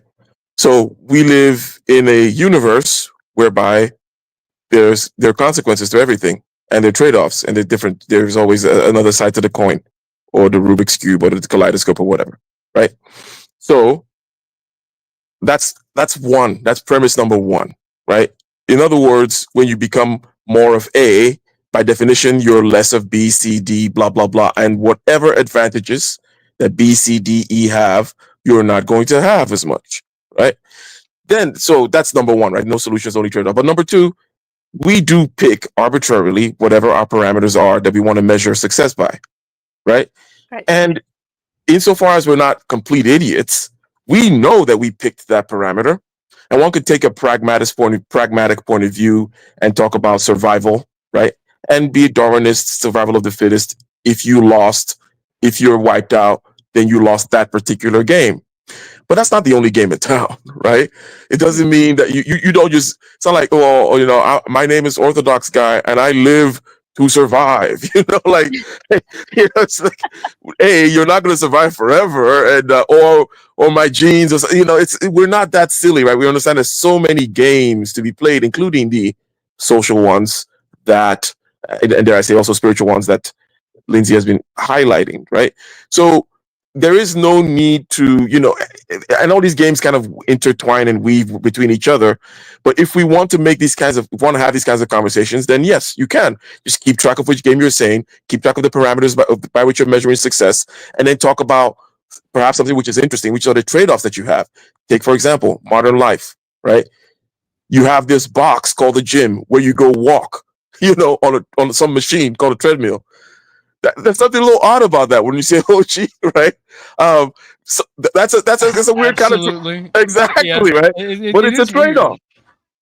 It is fucking weird, right? It's like, Well, we also have the advantage of antibiotics in modern medicine. exactly, and with that advantage, maybe, and the point being, we're talking about generalities right now in the societies. Now, if there is a way to be an outlier whereby, you know, you're taking advantage of all the modern stuff, but also taking advantage of all the, primordial Iron Age, pre Iron Age crap, right? But you know, not everybody's going to be an ubermensch, right? Like that, to be able to do those kinds of things. So yes, with the antibiotics also come the antidepressants and a box that you go in to talk to somebody called a therapist, right? As opposed to other ways in which it was handled. So you have all these boxes now, right? I work in a box from 9 to 5, and then I go talk to a therapist in a box, and then I go to a freaking drive-through where I get my food in a box, and I go to this box, go to the gym to walk on some box-like machine called a treadmill. Box. This, you can say, definitely is a disadvantage. And you know, if you're not aware of it and you're not countering it with certain kinds of either of lifestyle changes, then yes, you're going to have the cortisol in the blood and the heart attack and this and the cancer and all that kind of shit. But these are the trade-offs. I think you said it best. It isn't one way or the other. So I'm gonna play a. Go ahead. Okay, Liz. I'm shutting up. No. Go ahead. If you have a question. Well, there were comments that I was gonna make before someone came to the door about Thomas, the name of the guy that interviewing, that I didn't get to make, that I thought were an interesting thing. And if you want to talk about it, okay. If you don't want to, it's fine. I'm not offended at all. But he didn't really answer the question that he was asked about. Okay, suppose blacks and whites did not have any socioeconomic differences between them. There were not any advantages or disadvantages for black or white people. Would black people have a higher rate of intelligence and success in such a society? And he didn't really directly answer that question. He kind of skirted around it like it was uncomfortable. And it got me thinking at the beginning of. No, he did answer it though. I thought his answer was kind of diplomatic in that he could have been. No, he said in Germany post World War I and World War II, when black and white soldiers had offspring, the German women, and they were in a society that had the same expectations for everyone. Those children had absolutely no disadvantages associated with the subcultures in the U.S., whether it be white rednecks or black ghetto people or black subculture. So the indication is that socioeconomics have a huge play in cultural consciousness and the way that people. It's not just cultural consciousness; it's outcomes in general. But go ahead. I'm sorry, I didn't mean to interrupt. It's okay. It got me to thinking about when the railroads were built in America, and we had somewhat of a similar experience. It's not completely parallel, but we had enslaved the black population and we had enslaved Chinese population to build the railroads. They were not enslaved. Okay, they were voluntary, but they weren't happy. Well, I mean, the railroads for the main group that built the railroads, it was typically the Chinese immigrants on the West Coast, And and black. there were a lot of poor whites and black folks on the East Coast that actually did it. The Irish and Scottish diaspora in the U.S. were also largely part of that, and the death rate among all three of these groups was very similar due to attrition, such as snake bites, lack of food. It Like was they a would sh- move let's entire just families. let's just Yes. simplify it back down to, okay, it wasn't technically enslavement, but it was a shit job that a lot of people could do that were poor, and it was a lot of it was race based. If we can agree there, I can I get agree this up until question race out. based. I agree up until race based. Okay, It's my well only then why do caveat. you describe the large number of blacks? How do you describe the large number of blacks and Chinese involved in this compared to all other ethnicities? Because for one, they were an immigrant population, and again, the immigrant population, such as Irish and Scottish, were also part of the railroads. And America typically did not care about immigrant populations or poor people in general at that time. And a lot of freed blacks were poor. They did not have, they were just coming off of being enslaved, so they needed to be able to make quick money to take care of Would you not themselves and agree or their families. that there was a disproportionate amount of black people compared to all the other minorities? No, I would say that there was a disproportionate amount of Chinese people. The like 80% of the railroad layers were Chinese. How do you know that off the top of your head? Just Because I reading. love history. Okay. And All I right, love I American can history. still make this point, but I gotta concede to that. I can The actually get point- you. I could actually. That's a generalization. Let me get you an actual statistic. I'm sure it's more so 60. Let me do my interested my in- silly thing again of in Asian compared to black and other minorities. Okay, what's up? so the racial aspect of things, right, cannot be ignored because it's just a part of the structure, right? What you will have to consider is that people organize themselves structurally in a society in a certain way, right? And if the families that control certain things happen to be white, right? Then race mixing, if you will, is another kind of a premise here to be stated, that people tend not to mix racially, right? It's just, and that is what it is, right? All through the It had world. nothing to do with my point. Yeah. But what I'm building something here regarding the fact that there's always a racial dimension to certain kinds of outcomes, right? Because people don't race mix. If you have a certain kind of power differential already in the mix, that say white people own certain things, and then they're going to be within their white neighborhoods controlling stuff with their white son-in-laws and whatnot, then it's going to bite. Just even if they were the most pure, egalitarian-minded white people, you're going to see certain racial bias in the outcome because people don't mix like that. And I think that therein lies one of the big issues, right? So there's always going to be a racial aspect, is what I'm saying. Sure. And it's I'm not. in my opinion, it doesn't matter who's on top, because if you're in an African country or you're in an Asian country, typically the people on top will do things that benefit them because various human nature. But to answer your question specifically, it is 80 to 90% of the workforce were Chinese. And that Chinese. Okay. Yeah, even then specific. What percentage of the workforce on the railroads were black? That would be between 10 and 5%. Well, you said there were Irish and others, and I wondered that. There were. What I'm saying is the disproportion isn't in black folks, it's with Chinese labor or Asian labor. That was my own, that was one of then my only maybe my contentions. plane can't be landed. I was trying to make the parallel between what Thomas, the guy interviewed, was saying and his incident that he was giving the example of the soldiers in Germany and the black kids there versus here, and that there was no correlation between intelligence and that it was due to culture, that a lot of black people were quote underachievers. But the point that I was trying to make, and you tell me if it's null at this point, was that there were a large amount of Black people working on the railroad system and a large amount of Asian people.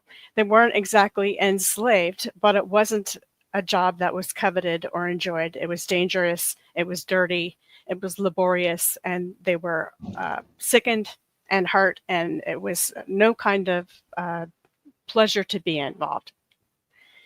Long story short, why or what was the reason for the successes after that of the Asian families that worked on the railroads versus the Black families that worked on the railroads?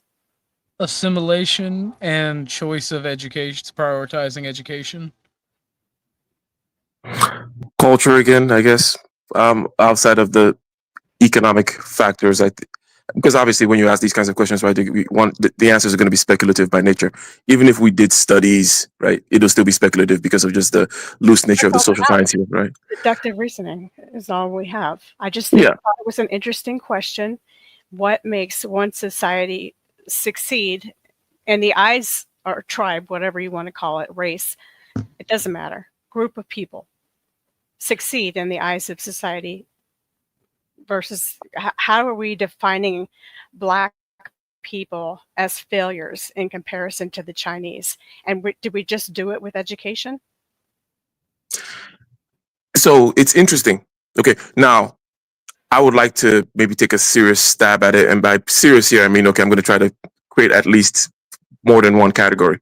There's this category called, culture, right? Which I agree with OG on, saying, hey, they had a particular culture which emphasized education, blah, blah, blah, right?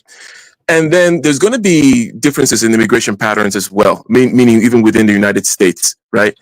And places that people will go to where people decide to go to the inner cities or people decide to do something else. Also, there's a way in which one relationship with power, how do you organize to go for power? I find that typically, and this is a speculation, if you go for economic power first, and if your culture identifies with responsibility, or shall I say, discipline over esteem, and this goes back to something that Thomas Sowell said when he was asked, how do you get the Black, people to, the students? He said, hey, tell them not to sound like this. There's nothing wrong with Ebonics. It's interesting from the point of view of linguistics, but in this particular society you're in, you're not going to succeed unless you learn how to pattern yourself in a particular way, right? And then me and OG had like a back and forth about that. Like, okay, well, it's not to be judgmental or whatever, but when in Rome, do like the Romans, blah, blah, blah. If you want to get the cake, you got to do that thing, blah, blah, blah, right? So there is this aspect here of the culture, but also what is your relationship to power? Are you going to do the economic thing first, or are you going to do the political thing first? I think that if you do the political thing first, you're less likely to succeed. What do I mean by that? I mean, if you base it mostly on, let's say, I'm going to protest, I'm going to try to cajole and legislate, and I'm going to convince, the rest of the population that maybe I'm owed something or I'm a victim. And again, this is not me this is me trying to create the difference between one way of getting power versus the other way. Because the other way says, no, you know what? I'm going to have these intact families, and we're going to keep the money within the family, and we're going to focus on education, and we're going to have a lot of economic power, and then we're going to buy our way into the power halls that way, as opposed to I'm going to use my sales skills, right? Meaning political cajoling and whatnot into the power hall. And I think that by definition, if you go the economic route first, you're going to be more successful because you're already economically successful to begin with.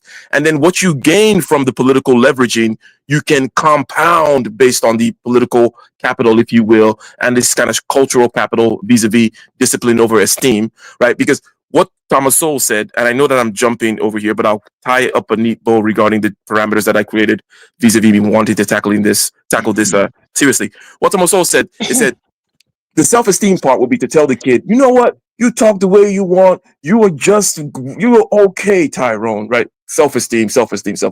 And this is a thing where there's a dichotomy here. Either you focus on that or you focus on unfairness. The world is not fair. I'm in Rome. I'm going to discipline myself to do a particular thing. After all, I want a particular outcome.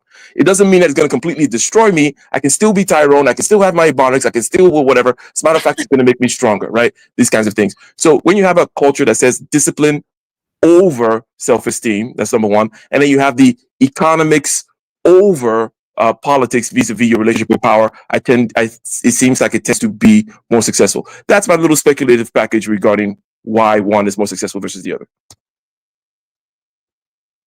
I just want to say I apologize. Like, that throat clearing was not done to interrupt. I thought I was muted. That was literally a cough. I apologize. There's backstage. Holy Skunk is backstage. Skunk, we're actually about to be ending it, so I'm not going to be bringing anybody up. So please come back for the next one. I'm sorry, darling.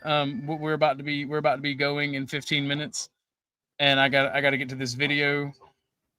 If you do want to come up on panel and talk and be a part, we will be going to NPCs in 15 because me and him have that stream that is actually what we're pre-gaming for. So if you want to come up then, please come up.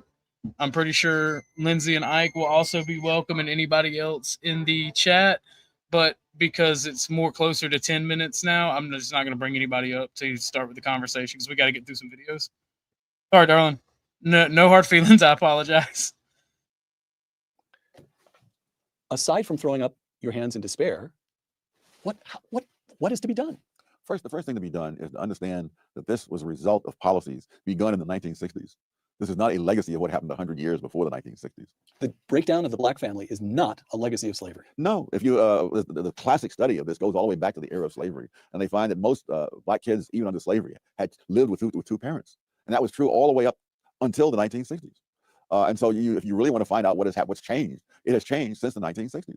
And the fact that whites now have a higher rate of illegitimacy than blacks had when Moynihan wrote suggests that this is something that spreads out. But if you look at something else, if you look at those blacks, look at black husband-wife families, the poverty rate among such families has been in single digits every year since 1994. And so if you look at the external causes, why the husband-wife families and the welfare single mom families all are facing the same society and objective things, but the results are radically different because the cultures and values are different. So you would roll back welfare. I guess that's the principal policy. So what would Tom Sowell do? One, you'd eliminate welfare, you'd reform welfare. What would you do? Roll it back. All right. And what about affirmative action? Eliminate it. Just gone. Yeah. Colorblind policy completely. All right. What prospect for that do you see? None. I will say, I agree with affirmative action being done away with, but not all welfare, because one thing that Lindsay did have as a point consistently, and you can say it's because the white folks that worked for the railroad were the skilled labor, like the engineers and whatnot, I don't think that's all the way true, because there's always going to be people of every group that are intelligent engineers and whatnot. You can make that argument, but it's kind of a moot point. Things like a minimum wage eliminate the things like the black and Chinese workers on the railroad. The reason that they in the South that they prioritize black workers is that they could pay them less than their white counterparts. That's not right. That is a point that Lindsay had. So I don't think eliminating all welfare or all social policy like that is beneficial to anybody, because you should be paid. If you are doing the same work, you should be paid the same. But if somebody is an engineer, they obviously have a higher workload or a more important job and should be paid accordingly. It's interesting that you mentioned this, and I know that we probably, you got to go in like 12 minutes and whatnot. Now, there are many lines that one could go through, but if we just stop here on this point of the minimum wage, and you obviously know about it in the sense that the minimum wage, what it tends to do is it removes the bottom rung of labor. In other words, it makes it such that an employer is forced to pay a certain minimum. And then if you remove that bottom rung, then it could be argued that, hey, then I can't have my little cousin Jimmy, who, it's not so fast on the uptake and he's not particularly useful to me right now. He's not worth $15 an hour to me, right? But now you're forcing me to pay $15 an hour. I'm not going to hire Jimmy. Or maybe Jimmy is black and I just don't like blacks. I don't want to pay a black $15 an hour. So therefore I'm going to get rid of him and I'm going to hire someone else because of the laws. This goes to the point of no solutions, only trade-offs. Where do you land there? What do you see? Because obviously there is a trade-off there whereby if you force me to pay $15 an hour, I'm not going to hire people without skills. And you say, well, why do you want people without skills? Because they need to learn skills. That's how you learn skills, is by coming in at maybe $7 an hour. It's like, hey, Jimmy, work for $7 an hour because that's really all you're worth to me. You're worth like $5 really, but come in at $7, I'm definitely not giving you 15. Or what are your thoughts regarding this? And I agree with you, by the way, regarding the welfare thing, because the state is there to look after the welfare of the people, and it does it in many ways. And just because a state can become uber corrupt and inefficient and bad doesn't mean you want to, because they're always targeting the they never talk about the military industrial complex to start out with, right? That's not the first thing they say. It's always welfare or something. But I support the military industrial complex too. The thing is, I do too, right? I do too. But I just want to be honest, right? With as I said, I'm a fellow traveler on the right, generally speaking. Well, the corruption. Go ahead. The corruption within the military industrial complex definitely needs to be addressed. We shouldn't be spending $50,000 for a fucking toilet seat. Yep. All that kind of crap. Yeah, that's stupid. But okay, so Lindsay put it out. I think the minimum wage forces meritocracy, right? And employers, and my thing is, and I've said this, and I could be wrong, but private employers do have the right to discriminate if they want to. I think it's stupid. It's like private businesses. I think they have the right to discriminate. I think it's stupid. I think the people, if you have a need for 5 workers and you have applicants that are equally capable of doing that job, right? And you want to hire certain people, that's your prerogative. But if you're going to put somebody because they're white and they can't do the fucking job, and your racial purity is to that extent where you're going to hire them just because they're white, that's stupid to me. Even somebody who supports ethno-nationalism, that's stupid to me. Absolutely fucking retarded. You hurt your business. You hurt the ideals of meritocracy. You hurt society in fucking general. Because let's say you're the biggest fucking Klansman, racist, the Grand Wizard, right? And you have a corporation, and the only guy who has this skill is a black guy. A black Catholic. Hit both things the clans hate, right? A black Catholic. Okay, you give him that position and you let him teach people. Even you let him teach people that skill, so you have a pipeline so you can expand your company. You don't throw away meritocracy for stupid fucking. I'm more a pragmatist than anything. That's why I support eugenics over racism. Because at the end of the day, pure tribalism for tribalism's sake is fucking stupid. So I think the point that I'm trying to make here, as in regards to your question, is if little Jimothy is a white boy that doesn't have skills, and Jamal comes in and he's got skills, hire Jamal. And if you don't like Jamal because he's black or for whatever reason, you give him a position training people that you would like for the job. That way, everybody benefits and there's economic growth. Because it is both the state and the private institutions' duty to ensure that the next generation is skilled in the labor necessary to advance our country and our society, and they don't want to do that. They don't want to waste, quote unquote, waste money investing in these things. What did I do now? What did I do wrong now, Lauren? Well, NPC, okay. NPC started. Okay, yeah, you got to go. Well, Ike, would you like to do some final words, good sir? You know what? I think this was a nice, good, short stream here. Lots of things, lots of interesting things were broached, right? All the way from, what exactly is the nature of logical propositions and mathematical formalism, right? Down to what makes a particular race better than the other, or a culture, depending on what you choose. Now, shout out to Thomas Sowell. Life is unfair. There are no solutions, only trade-offs. And with that, thank you for having me. Until next time. Always a pleasure, Ike. Thank you for coming, man. I wish you could have been here last stream because you give great insight. And Ike, I like Ike because he challenges my way of thinking, and he does so in a way that is not antagonistic. It is growth. It is positivity. And I love that. I appreciate that more than anything. His wisdom and knowledge are always appreciated. And I got the link for the stream with me and NPC. I'm posting it now. I think Lauren already did it, but I'm posting it now. So we're going to play it. I got two things I'm going to play. I'm going to finish out the Thomas Sowell, and then I'm going to play some funny AI clip, and then I'm going to head over there to NPCs. I'm going to end it. Y'all please head over there. And I hope you enjoy these two videos I got. I'm not going to do any final statements. I am going to say thank you, Lindsay, for coming up. Thank you, Ike. Thank you, Chuck. Thank you, Skunk, even though you weren't able to hit the panel. And thank you everyone for watching.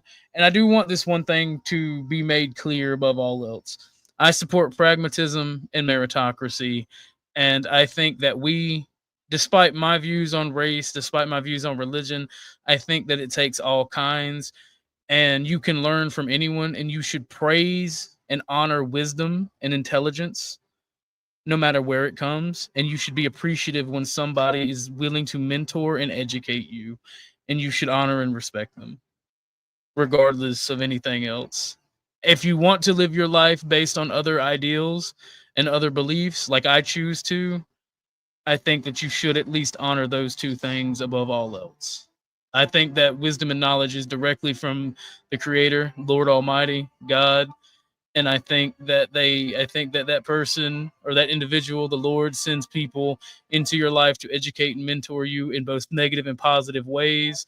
And it's not necessarily the same person doing that in negative and positive ways. But when they sit as a good person in your life that is teaching you and mentoring you, I think that you should listen. And let's finish this Thomas Sowell video, and then we will bounce out, and then we'll play the funny clip, and we'll bounce over to NPCs. No black leader of any standing. I'm talking about a political leader as opposed to an intellectual such as yourself. You've got, there's Walter Williams. Do you get the sense that there's a growing generation, a rising generation of African American intellectuals who say, enough of this, I'm with Tom Sowell? Well, I don't know if they'll go that far. There's no point That would be asking there's no point being reckless. But I think there are people like Shelby Steele and many others, Larry Elder. You run through a long list, and there are more such people now than there were, say, in the 1970s. But in terms of political leaders, all the incentives politically are for black leaders to blame all problems in the black community on the larger society, and that enables them to take on the role of being the defender of the black community against enemies, which in turn creates a situation in which many blacks don't feel that anything that they do is going to help themselves unless it's done politically as a group.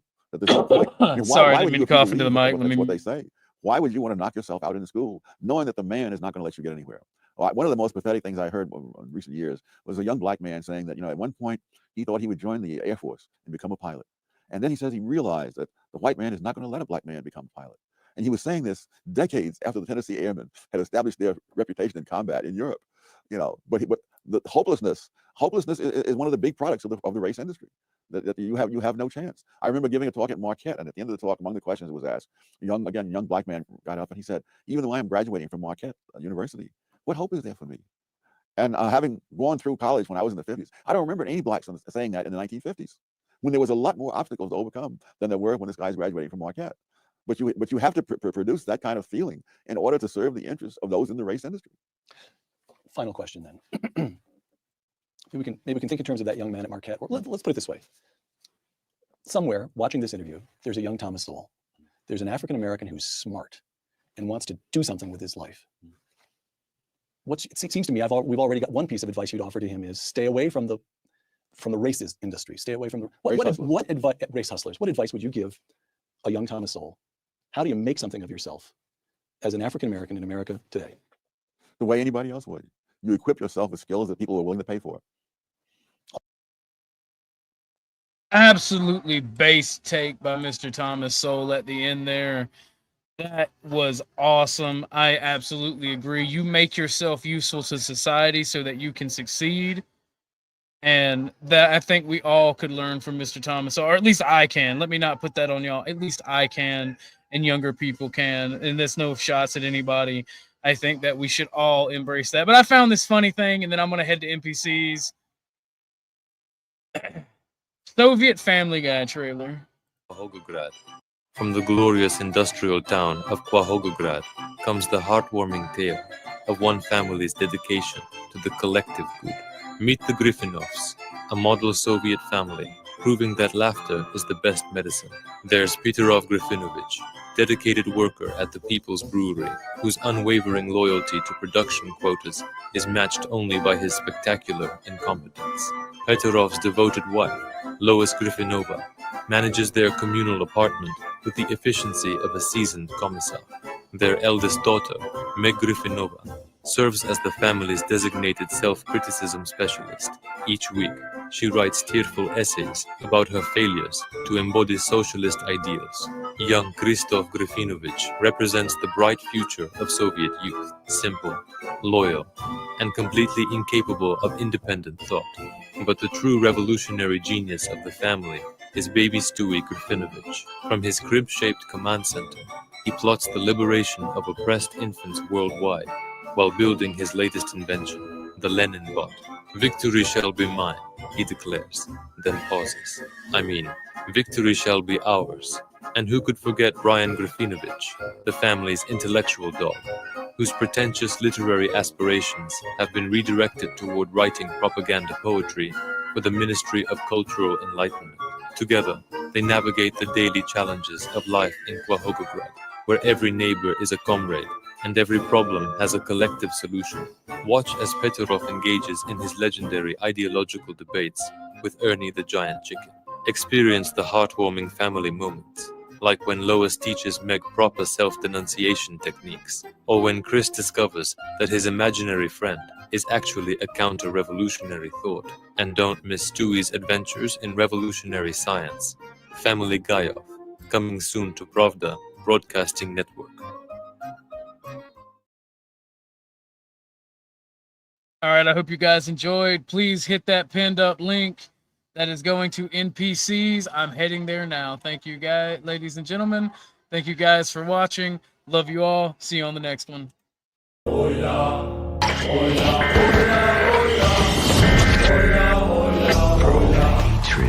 and violence that they keep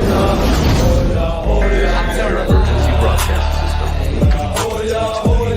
and everything is gonna